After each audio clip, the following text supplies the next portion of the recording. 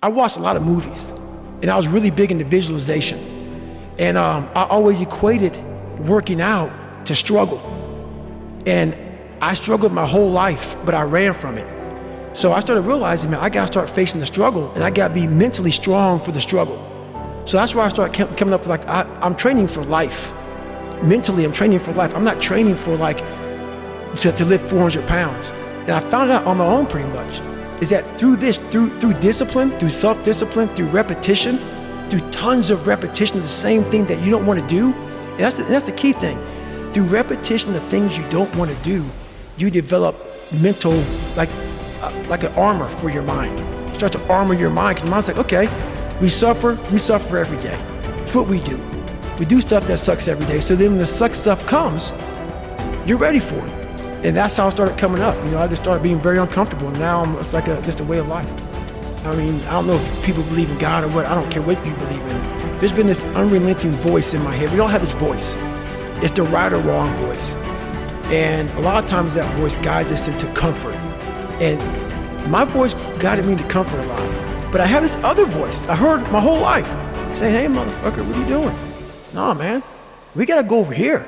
We gotta go over here to that rock pile over in the fucking corner where nobody's at. That's where victory's at. We're over in that corner.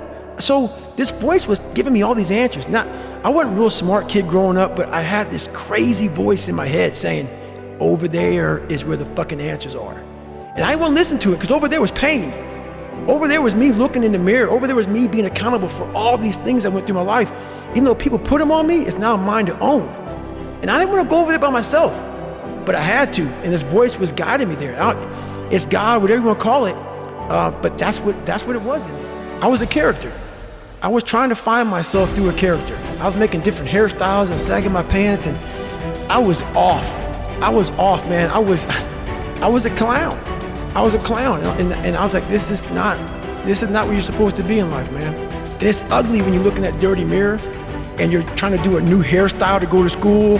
You know, I had a hairstyle one time where I shaved the top of my head. You know how old men had the hair like leaving their head? Yeah. Yeah. So I went to school with hair on the side of my head and in my back, and I shaved the whole top of my head. I went to school like that. You know, I was just a funny dude. You know, so that was my thing. I was the funny dude that came into school, like Criss Cross came out when I was in high school. So my pants were backwards. I said, you know what, I'm gonna have my pants backwards, sag down past my ass crack, shirt turned backwards with a toothbrush in my mouth with the reverse part. The reverse part is your head is shaved and you have some hair on top. Just a little piece of hair versus like a part through hair. The part was on a bald head. So it was just, I would sit at home, instead of studying, I would think about what can I do to impress the motherfucker at school. Wow. And that became my life.